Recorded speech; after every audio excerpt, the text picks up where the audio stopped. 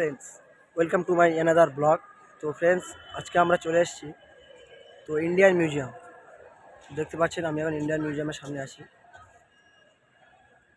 তো ইন্ডিয়ান মিউজিয়ামে আপনারা কীভাবে আসবেন?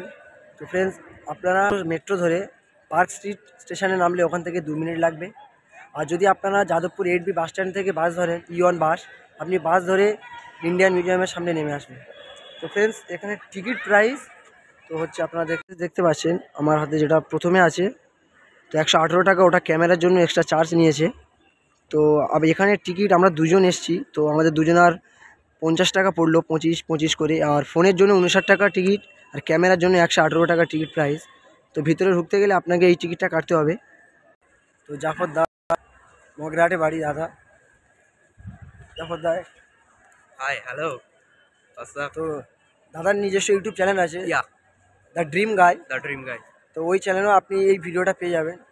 সত্যি জাফরদার সাথে আজকে এসে প্রচুর খুব ভালো লাগছে। আমারও ভালো লাগছে, অনেক ভালো লাগছে। মানে ভাইয়ের সাথে অনেকদিন আগের সম্পর্কে, কিন্তু আজকে পার্মানেন্টলি আমরা মিট আপটা করলাম, মানে ঘুরতে এসেছি আর কি। সামনে রমজান আছে অলওয়েজ, আর বুঝতেই পারছো রমজান পড়ে গেল মানে আমরা আর কোথাও বেরোতেই পারবো না, রোজা পড়ে যাচ্ছে। সেই জন্য আজকে একটু টাইম করে বেরোলাম। সো বেশ ভালো লাগছে।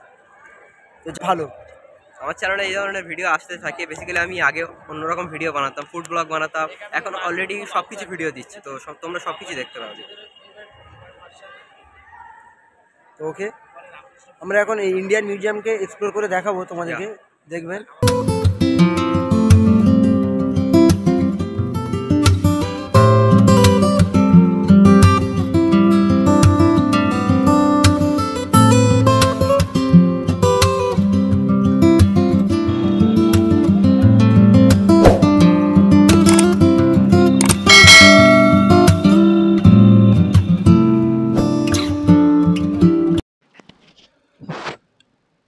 প্রথমে আপনি যখন প্রবেশ করবেন দেখবেন নানান ধরনের অ্যাক্টিভিটির মাছ, ওগুলো কিভাবে মিউজিয়ামে রাখা আছে। সামনে দেখতে পাচ্ছেন নানা ধরনের মাছ, সামনে শিং মাছ কত বড় যে দেখতে। ওইদিকে দেখতে পাচ্ছেন রুই, কাতলা। তো এখানে দেখতে পাচ্ছেন কত বড় একটা মাছ। এখানে মিউজিয়ামে তাদেরকে রাখা হয়েছে। সামনে নানান ধরনের অ্যাক্টিভিটির মাছ এই মিউজিয়ামের মধ্যে রাখা আছে।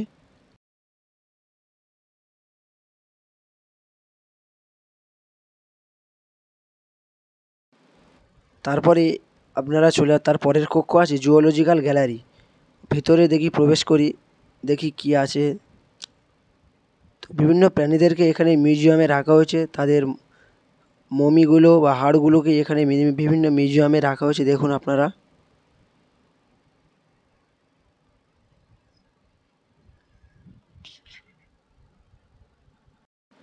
ফ্রেন্ডস, তার পরের কক্ষ আপনি দেখতে পাবেন ওয়াইল্ডাস নামের এক ধরনের প্রাণী, তাদেরকে মমি করে রাখা হয়েছে। এবং পরপর দেখতে পাবেন আপনারা প্রচুর প্রাণীদের নমুনা এই মিউজিয়ামের মধ্যে রাখা হয়েছে। তো আমরা দেখতে পাবেন ডলফিন আছে, ডলফিনগুলো কেমনভাবে রাখা আছে, বিভিন্ন র্যাবিট আছে।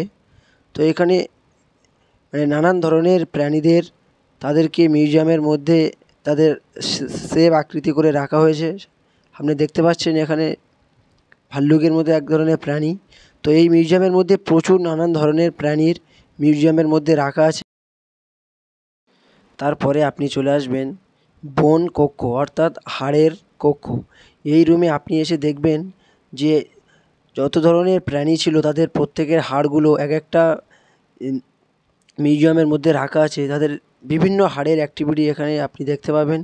বিভিন্ন ধরনের আগেকার প্রাণীদের, বিলুপ্তপ্রায় যে প্রাণী ছিল ওদের যে বোনগুলো সব রাখা আছে, আপনি এসে দেখবেন।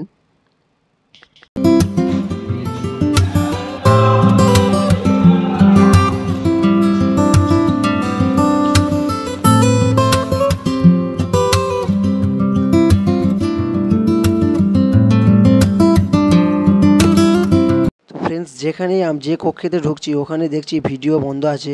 তো যতটুকু এক্সপ্লোর করা আমরা করলাম। তো আপনারা এখানে আসবেন।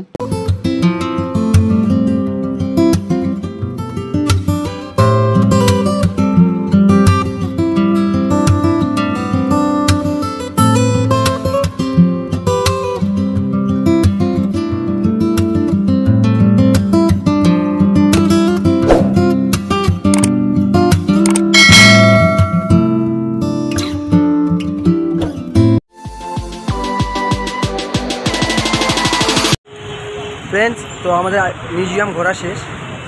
তো একটা ইনফরমেশান দেওয়া হয়নি, তো ওটা হচ্ছে কি যে ব্যাগ নিয়ে ভিতরে প্রবেশ করতে দেয় না, বাইরে ব্যাগটা রাখতে হয়।